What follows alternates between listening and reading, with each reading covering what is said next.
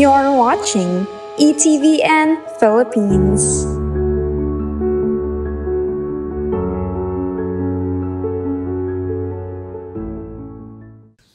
Magandang umaga po ulit sa inyong lahat. Ano po?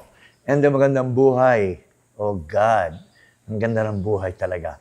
Kasi madami tayong napapag-usapan and I'm happy na for your trust. Ano po, pagtatanong nyo, at sana ako'y nakakatulong. Ano ho? Sige. At yun naman talaga ang gawain naming mga pari. At kaya ang kagandahan nito ay talagang ito yung mass media. Talagang it reaches to many people. Kahit kami narito lang, pero nakakaabot sa inyo. Okay? So, meron uling katanungan ba kung gano'n? Yes, Lolo Monsi. At ako nga po pala si Mel at nandito ako muli dahil wala po ulit yung mga bata ngayon. So, yung fans po ay nagtatanong muli dahil sa medyo naguguluhan sila. So, Opo. Sige. So, ito na nga po at ginamitan ko na ng cellphone dahil medyo mahaba-haba siya. Aba, So, ang katanungan po nila ay ganito. Ang communion of saints means as here on earth. Will commune or makakasama uli natin ang mga nabayapa nating kamag-anak? Paliwanag din ang resurrection of the body. Are you referring to glorified? Pa-explain po ng glorified. So, dalawa ho yun. Una yung communion, of saints. At pagkatapos yung resurrection of the body. Okay? Let's start with communion of saints. Ang ibig sabihin ho ng communion of saints ay tayo ay simbahan. Kasi yan ay karugtong, nasa Apostles' Creed ho yan eh. Ang nakalagay sa Apostles' Creed, toward the end, doon sa Holy Spirit na yun. Kasi God the Father, I believe in God the Father, tapos God the Son, and then God the Holy Spirit. Ngayon, what happens when we believe in the Holy Spirit? Then the Catholic Church is born. And which is the Catholic Church? Tayo, we are the believers. All of us. We are the Catholic Church. Now, this Catholic Church, ang kasunod ho doon sa sumasampalata sa Diyos Espiritu Santo, anong kasunod? Sa banal na simbahang Katolika. So yan nga, sinasabi ko na. Anong kasunod dyan? Sa kasamahan ng mga the communion of saints. Ito hong simbahang ito, Katolika, ay communion na mismo ng saints. Anong ibig sabihin ng communion of saints? We are made up of parts. Di ba ang communion, unity yung union. Ay anong bumubuo sa union, sa communion? Eh di tatlo. Ang alin? At tinawag na communion of saints, bakit? Sapagkat ang una yung talagang mga saints na. So the first part of this communion is what we call the triumphant church. Yung mga saints na nasa heaven who have triumphed, who were victorious. Naroon na sila. And that is, kung tawagin ay, triumphant church. Kasama na dyan sina Mama Mary, sina St. Joseph, sina Padre Pio, sina St. Teresa. Lahat ng mga banal. Yun ang unang bahagi ng communion na ito. Ang padalwa, tayong nasa lupa, who are struggling to be saints. Kaya naman tayo narito sa lupa, ay hindi, magpayaman, kailangan ng pera dahil kakain. Pero other than that, or more than that, ang asikasuhin natin, kabanalan, which means relationship with God. Eh kung may pera ka nga, tapos ikaw na malayo sa Diyos, paano ka? Pagka ikinamatay, ay pagka naman natay ka, ay maiwanan mo man ang pera mo at lahat ng iyong mga inipon. Sino lang matitira? Diyos lang matitira. Dapat, kung meron kang Diyos. Yun ang mahalaga. So, tayo dito, we struggle to be saints. And how do we do that? Natural, tayo ay sumisimba, linggo-linggo, tapos tumutulong sa mga nangangailangan, pina-follow natin yung commandments of God. Love God with all your heart, with all your soul, with all your mind. At saka, love your neighbor. Basta ginawa natin yan, and that could be interpreted in many ways, so, tayo ay in the right path to heaven. Langit ang pupuntahan ho natin, kabanalan. At yung isa namang bahagi nito na wala na sa lupa. Namatay na. Pero wala pa rin sa langit. Na-miss nila ang point. Bakit? Nung sila'y timbangin, ang sabi sa banal na kasulatan, ay kulang. Ano? Tinimbang sila, ngunit kulang, ay hindi pwedeng pumasok sa langit. Ay wala na sila sa lupa. Ay anong turo ng simbahan? Sila ay nasa purgatory. At yung tatlong yan ang nagtutulungan.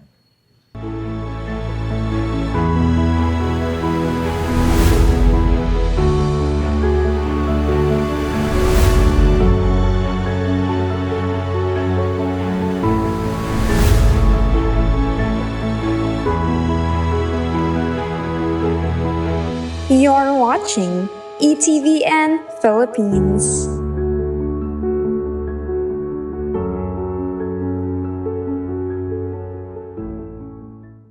Ganda po nito. Baka akala natin ang pagtutulungan ay dito lang sa lupa pagka kinawala ng pera. Monse, pwede kang humiram. Ganyan. Okay, no problem. Walang bayaran. Okay, gawin pag gano'n, yung tulungan talagang natural sa buhay sa mundo. Pero baka akala natin hanggang dito lang yan. All the more, sa itaas. Tulungan-tulungan yan. Ang mga tagalangit, they help us. Kaya may mga patron saints tayo. They help us to be saints and to be holy. They pray for us. They intercede for us. Especially Mama Mary, Saint Joseph, yung mga santong. Kaya meron tayo mga patron saints. Silang tumutulong sa atin. Communion of Saints is built up in the word, help, and sharing. So, tulong. Tinutulungan tayo para tayo maging banal.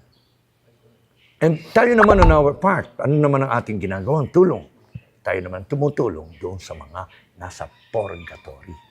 Through our prayers, to our masses, and to our good works, which we offer for them, yung kanilang pagkukulang, yun ngayon ang napapagpunan ng ating mga dasal, ng ating mga misang yan. And then, so at the end of the day, bang! Everybody is in heaven. So, commune of saints. Kaya lahat ay dapat maging saints. Lahat tayo nasa langit. And talking of itong kasunod, yung resurrection of the body. Jesus rose from the dead. And He promised us that you will too. Sabi nga ni Marta, kung kayo po'y narito, Panginoon, mamatay si Lazaro. Hindi sana namatay ang kapatid ko. Pero alam ko po naman na sa katapusan muling mabubuhay siya. Sabi ni Jesus, Marta, ako ang buhay at muling pagkabuhay. Ang nananalig sa akin ay mabubuhay kahit mamatay. At ang nabubuhay ng buhay na walang hanggan. Ano? Ngayon, ang kanyang sinasabi doon, may reference na agad doon sa resurrection of the body. Mabubuhay ang mga patay. Ngayon, bakit kailangan? Kasi tayo, when we die, ang nangyayari sa atin, naghihiwalay ang kaluluwa at katawan. Kaya yung katawan, inililibing. At ang kaluluwa lamang ang umaakyat sa langit. Ang sinabi ko kanina, na tungkol sa Mama Mary, na Immaculate Conception, siya lamang ang bukod tangi sa mga tao na umakyat sa langit, kaluluwa at katawan. Kasi ang tao dapat, pag nagpunta sa langit, magkasama. Buong tao. Kaya kinakailangan mabuhay muli, mag-resurrect, at magsama ulit itong si katawan na nabulok na sa lupa, at si kaluluwa, magsasama ulit, magiging isang tao. Kasi ang tao naman ay kaluluwa at katawan, hindi naman katawan lang. Kasi ang katawan ay patay, bangkay. Ang kaluluwa ay di multo. Ngayon, pag pinagsama mo yan ang tao. Kaya yung mga nagpapakremate, ay hindi ko maintindihan kung saan kukuha sila ng katawan. pagka sa resurrection of the body, ay wala na, abuy. Paano yun? Bahala ng Diyos doon. Kaya wala, ang cremation, wala yan sa doctrine of the church. Yan pinapayagan lang, pero in certain cases. Ngayon, yan ang resurrection of the body. And this body is glorious, glorified. Okay. Hindi na ito katulad ng karaniwang katawan. Ang pagkakaiba is what happened to Jesus, that He can get through come to the apostles, even if the doors are closed. Parang, whoop! Yun ang glorified body. Iba na ang katawan. And sa ngayon, ang nasa langit na lang na katawan, kasamang kaluluwa si Mary. Ang ating mga ninuno, maaari nasa langit, at saka yung mga santong yan sa langit, pero kanilang kaluluwa lang. Pero dapat dadating ang panahon at the end of time, at the end of time, dadating ang panahon na lahat ay magre-resurrect para yung katawan at kaluluwa magsama and they become tunay na tao. No? Yun ang end ng lahat na. Kasi tayo nilikha ng Diyos na kaluluwa at katawan magkasama. At tayo ang i-enjoy ng the happiness of heaven with our body and with our soul. Yay! Yan po. Salamat. So, paano po yung Lolo Monsi, yung mga na-cremate, ng mga namatay, tapos cremate, anong mangyayari sa kanila? Di abo na yun, ano? Hindi ba? Opo. Papa, nasa ng paano? Kasi, hindi naman talaga tinuturo ng simbahan ng cremation. Let us clear about this. Alam niyo ba nagke-cremate? Mga pagans. Di ba? Ano nakikita mo sa sine? Sa Spartacus. Pagka namatay ang isang sinusunog. Wala silang heaven, wala sila noon. Tayo lang ang meron. At sa atin itong katawang lupang itong katawan, ito'y banal. Dapat itong igalang. Dahil ito'y naging templo ng Espiritu Santo. Nung buhay ito yung sinilang sa binyag. Ito yung tumanggap ng komunyon. Ito yung sumimba. Ito yung pinuspos ng Espiritu Santo. Ito yung nagpatawad sa asawa. Ito yung nagmahal sa kapwa. Ito yung katawan kasama yan. Tapos papatayin, tapos susunugin mo. Ano ka? Templo yan, banal yan. Ngayon, ay wala, madaming hindi nakakaunawa. There are only 2 cases of cremation, kung sakali. Ang pinapahintulutan lang ng simbahan na mag-cremate is kung contagious ang disease. Obvious yun. At ang padalwa, if it hurts the economic situation of the family, kung masyadong mahal, lalo na yung mga namamatay sa ibang bansa na wala namang means to transport, kaya ang ginagawa nila, kinikremate na lang at dinadala na lang yung ash. Pero naging status symbol yata ito. Lalo na yung mga, halimbawa, nagkasakit ng ang mukha ay pumayat at ayaw nilang makita ang payat. Ay di, kinikremate wrong. Pakita mo yan ang natural At kung ayaw mo, di sarahan mo yung ataulat tapos. Pero yung cremate, it is not recommended by the church. May I repeat, it is not. Only 2 cases ang allowed. Contagious ang disease at it will affect the economic life of the family kung sakali. Hindi mag-cremate. Yan lang po.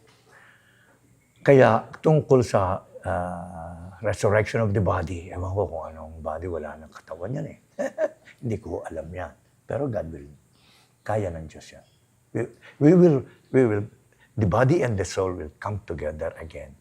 Either to be in heaven, either to be down in hell. Dalawa na lang yan. Wala nang purgatory. Dalawa na lang. Heaven. Okay? So, yun po. Salamat. Ayun po, Lolo Monsi, meron po akong katanungan. Kunwari po ako ay cremate and then yung mga kamag-anak ko ay hindi. Paano po ang mangyayari pagdating sa ikalawang buhay? Sa kabilang buhay. Oo. Okay. Actually, cremate o hindi na humahalaga na tayo magkakita-kita doon. At wala na tayong panahon. Sabi ni Jesus, ay ang pagkakasal, ang pag-aasawa ay dito lang sa lupa. Tayong lahat ay magiging parang anghel when we go to heaven. At ang ating focus ay na kay God na. Kaya huwag ka na mag-worry kung makikita mo pa doon.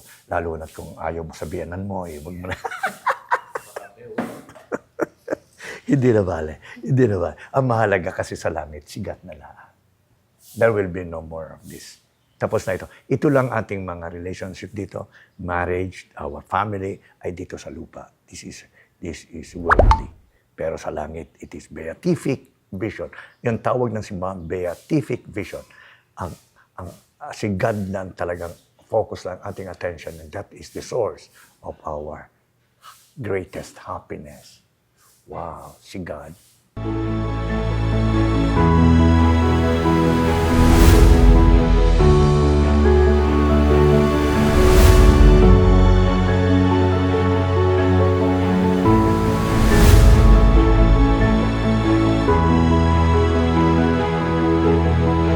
You're watching ETVN Philippines.